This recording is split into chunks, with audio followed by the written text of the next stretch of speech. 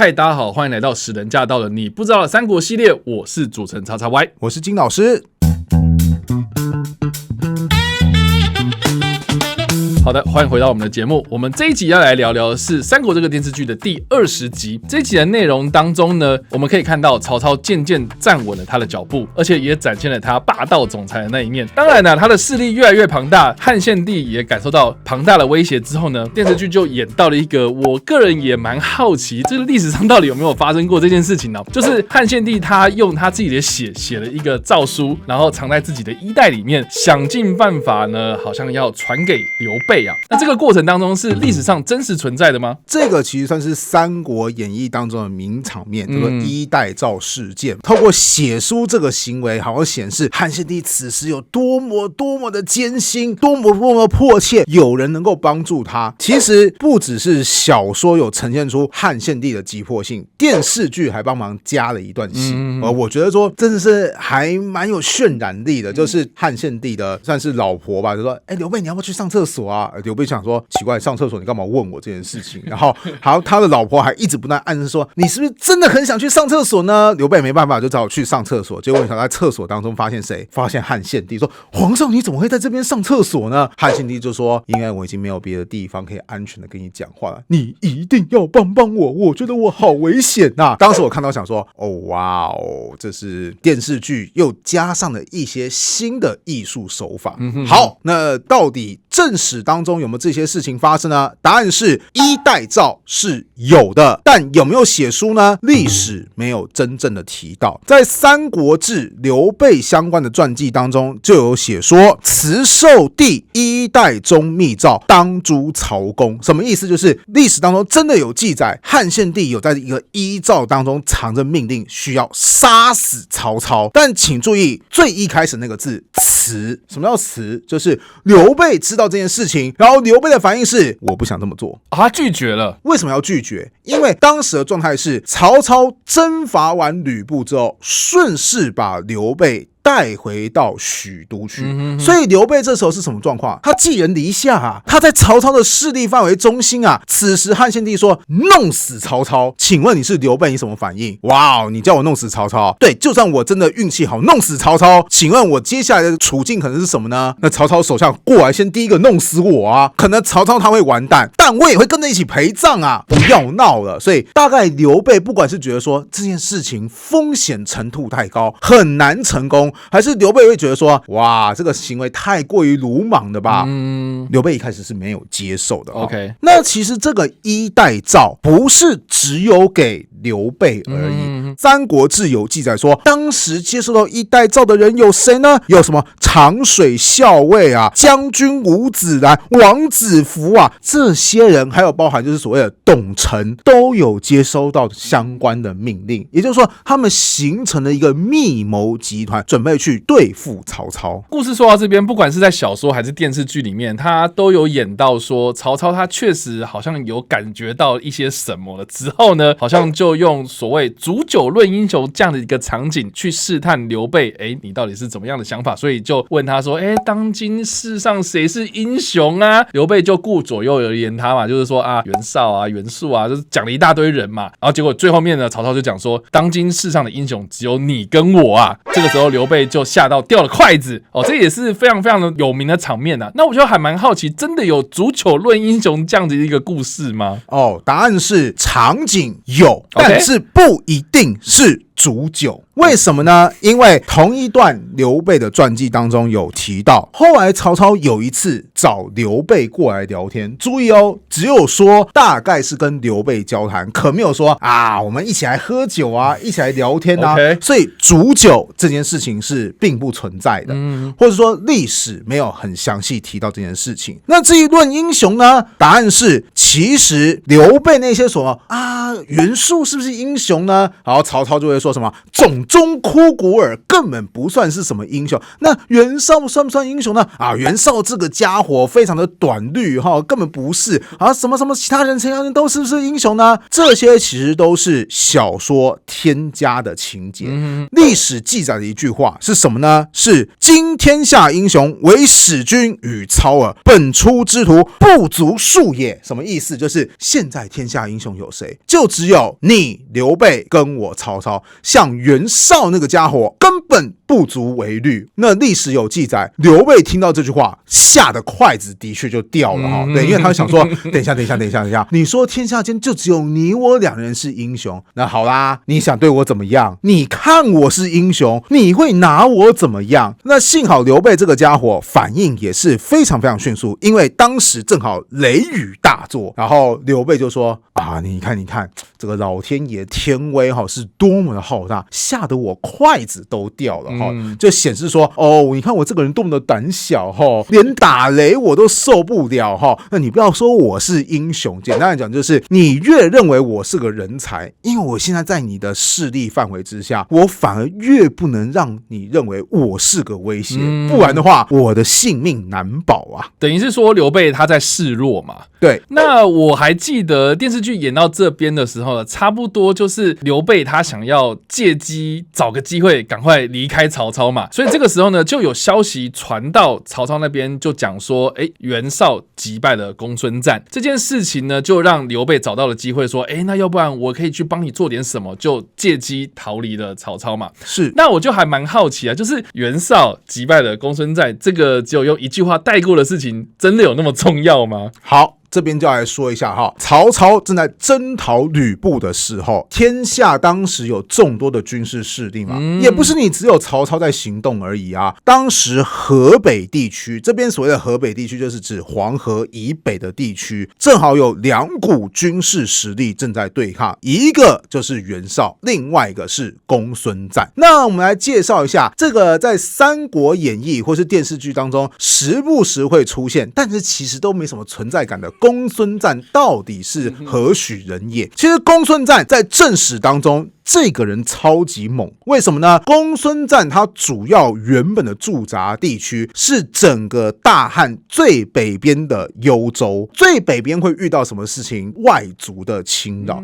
所以其实在幽州战争是很常发生的一件事情。那公孙瓒其实在幽州地区为了对抗外族，就组织军队，那他的军队当中呢，有数十个人跟他是一样非常擅长骑射，就是边骑马边射箭的那为了彰显他们的地位，他们每个人都骑着白马显示说你看我们尊爵不凡。那他们战斗力强大到什么地步呢？当时所有的外族都在谣传说，如果你有一天看到有一批骑着白马的人过来，不要抵抗，赶快离开，因为他们超猛，遇到他们的外族全都没有下文了。知道为什么没有下文了吗？因为他们没有人可以活着告诉你了。那这批跟着公孙瓒的白马部队就被人尊称叫做白马义从。除了对抗外族部队之外，后来所谓的东汉末年不是出现什么黄巾贼吗？黑山贼吗？盗贼一大堆。公孙瓒也有继续率领军队镇压，甚至曾经在一场战争当中就击杀数万人。简单讲，这是个非常凶猛的一个军事将领。那他到底跟袁绍之间发生什么事情啊？在征讨完所谓的董卓之后，其实袁绍就在想说，好啦，董卓也已经逃到长安去啦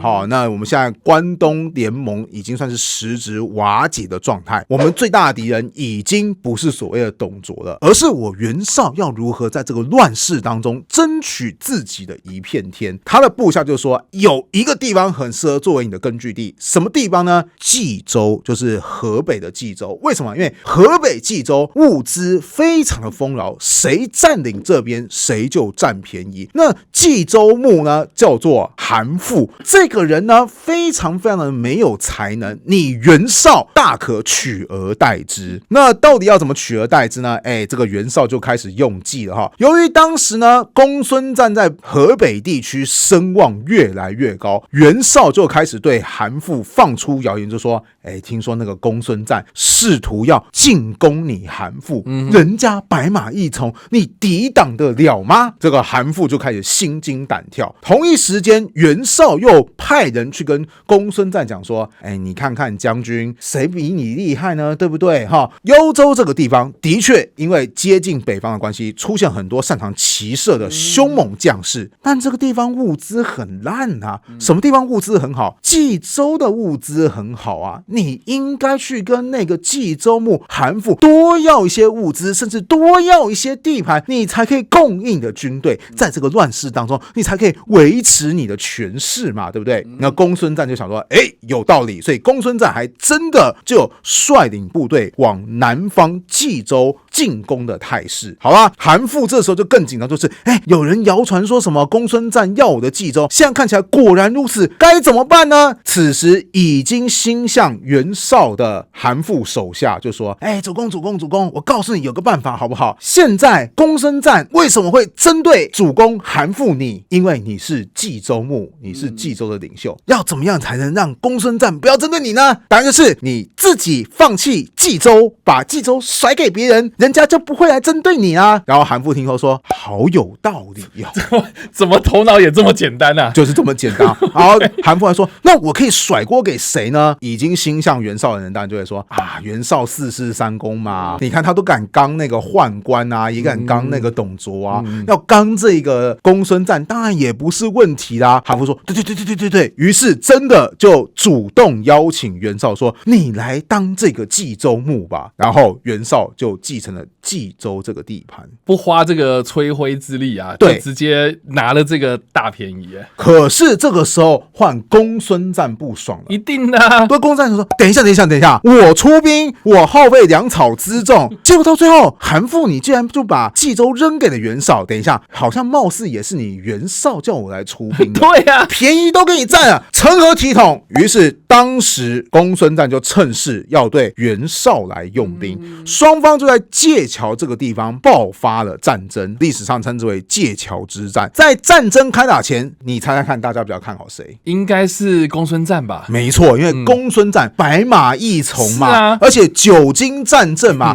最猛的那些什么匈奴啊，还有那些盗贼啊，他都打过，何况你一个袁绍的部队？但是袁绍的部队也不简单，当时袁绍底下有一名部将叫做曲义，他就想说，你公孙瓒最猛的是谁？是骑兵部队。是，那什么样的兵种克制骑兵呢？射弓箭。答对了。Okay. 这时候曲义就想说，对嘛，你骑兵的优势在于速度快，可以突然近身进攻嘛，那我就想办法在远处把你给射倒就好了。当然你这样说好像那很简单嘛，对不对？你就用远程兵器对付别人嘛，对不对？注意，第一个，远程兵器它有命中率的问题哦，人家骑兵是会移动的，还有高速移动，它不是站在那边让你射的。再第二点，你有可能射完第一轮之后，骑兵冲破了第一轮，你还来不及射出第二轮，他就已经来到你身边了。此时曲义想到就是，所以我要对付骑兵的不是寻常的弓兵，而是拿所谓的强弩，就是那种射程特别远的弩箭。要有机械的帮忙啦。对对对，当你第一波我射的特别远的时候，代表什么意思？我还可以射击到第二波或是第三波。而且注意哦，等到我射第二波、第三波的时候，其实你骑兵已经很靠近哦。对，你靠近我，我的确很危险，但也请注意，你靠近我是提升我的命中率。所以在曲义这个强劲的弩兵攻势之下，公孙瓒最引以为豪的白马义从，居然就被人家给打败了。对，那其实刚刚说的好像就是你看嘛，对不对？对付骑兵就用弩兵嘛，战况还是可以随时逆转的。其实这个界桥大战还有个番外篇，当时袁绍其实他有率领少数的部队在比较后方，有点是纵观全局。结果其中一支公孙瓒的骑兵部队突然就杀到了，这就是骑兵的优势，就是他随时可以穿插机动作战。此时袁绍的兵少，公孙瓒的兵多，公孙瓒都是强力的骑兵，而袁绍旁边都是一些步兵，所以此时其实已经有一个谋士就告诉袁绍说：“你赶快躲到附近有房屋里面去，忍一时风平浪静，退一步海阔天空，不要着急出去送死。你躲过去之后，人家骑兵找不到你，可能会觉得说这是一群杂兵而已，可能就撤退了，我们就可以躲过这个危机了。”谁知道袁绍此时突然好像是什么主角光环，或是什么主角心态，突然就说：“大丈夫岂能躲在这边等死呢？”于是就反而主动说：“我就是袁绍，有种跟我来拼了！”然后就率领部队冲上去，结果底下的人大概也真的是感染到这个主角光环，说：“主公都拼了，我们也得拼了。”反而就把公孙瓒这一支骑兵部队给击退了。所以其实袁绍在这场对抗公孙瓒的战争当中，也是展现出他有特别威猛的一点。界桥大战最终是以公孙瓒落败为收场，但是这只是两人战争的开端而已，因为你也不可能一场战争就葬送全部的精锐。是啊，虽然在后续的战争当中呢，双方进行了数场拉锯战，越打到最后，公孙瓒这个人暴露了一个很大的性格缺陷。什么性格缺陷呢？就是这个人性格有一点点暴躁。本来其实公孙瓒他是的确主管幽州的军事，但幽州真正的行政长官不是他，而是一个汉朝的宗室，叫做刘虞。刘虞主管幽州的行政，公孙瓒听命刘虞主持军事的部分。这两个人本来搭配默契很不错，可是越合作到后面，双方有越来越多的意见。什么样的意见呢？就是刘虞觉得说，公孙瓒啊，你不要看到那个外族来入侵就想着把别人给砍死，你要知道你率领军队出去，就算赢了你也会有损伤的，你要维持着大量军队，那我们幽州本来就不是很富有的地方啊，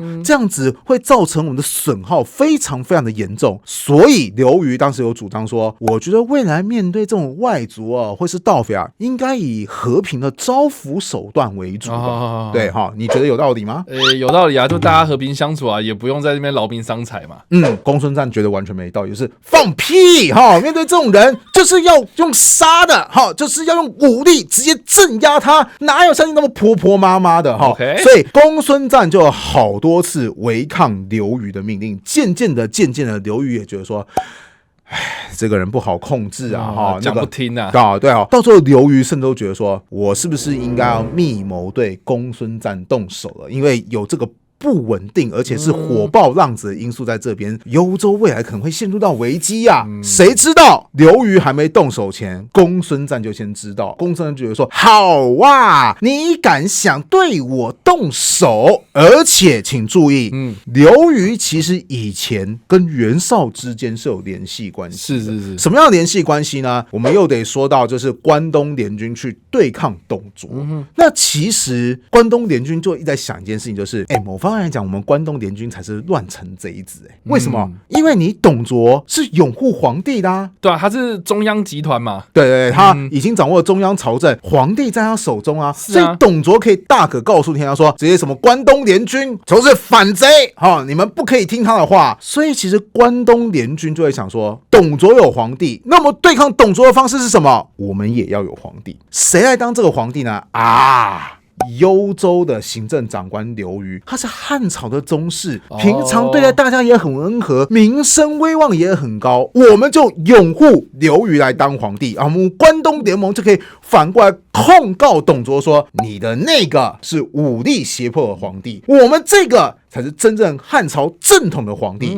反正当时已经天下大乱嘛，随便你讲嘛，对不对？先说刘虞知道这个提议，他就说，我才不要当这个皇帝，这是乱套的行为。你们这也是别有政治企图，我不想当。那提出这个政治企图人是谁？就是袁绍。所以现在从头到尾兜起来，在公孙瓒眼中就是你刘虞竟然想对我动手。好，除了你对我有非分之想之外，你刘虞以前就跟袁绍之间勾勾搭搭的，虽然说没成功，怎么不知道你这次就是帮着袁绍来对付我呢？于是公孙瓒一气之下就把刘虞给杀了。乍看之下，公孙瓒觉得说事情爽快了，为什么？因为把刘虞杀了之后，公孙瓒就自称为幽州的行政长官。以前我只是主掌军事，现在我行政军事一把抓，我地位往上升啦。但实际上长远来看，刘虞我说过，他在治理幽州地区的时候，因为他为人非常的宽和，很多人愿意为他效劳。而这些人看到我们所器重的那个刘虞上司是被人给干掉，谁干掉他的？公孙瓒，我跟你没完没了。所以公孙瓒这么一杀，反而得罪了很多河北地区的实力派，他们反过来开始对付公孙瓒。那袁绍就利用这个气势，逐渐的消磨掉公孙瓒他的势力。渐渐的，公孙瓒就被逼到防守的地步。当时公孙瓒怎么防守呢？他就在易京这个地方建立了一座高楼，然后设下很多防守的一些军营，然后就表示说，我就算不出去，别人也打不进来，我就在这个坚强的防守攻势下静观天下之变，等到合适我的时机，我再出来席卷整个北方地区。那当然啦，袁绍是不会给他这个机会的。当时袁绍也赶快率领部队去包围了易京这座高楼。可是易京这座高楼真的是易守难攻，如果强攻的话，其实会损失非常非常多的兵马。那怎么办呢？古代其实对抗这种城墙、这种强域的防御措施，你不要直接打，因为你直接打就是直接撞在城墙上面，其实损失很惨重。那你也不要想说我要不要长期包围它，通常城墙里面当中是会藏食物的嘛，对不对？你跟它对耗，很有可能是你自己先耗完食物，所以长期围困也是一个风险。那有什么攻击方式呢？答案就是你不要直接攻击城墙，你要攻击的是城墙的下方，就是挖地道。你要知道城墙它一定会有地基嘛，对不对？是啊。任何建筑都是要有地基之后，你才可以往上盖得高、盖得牢。所谓挖地道，就是你通过挖地道的方式，直接破坏那个地基，然后整个城墙就有可能唰破一个大洞。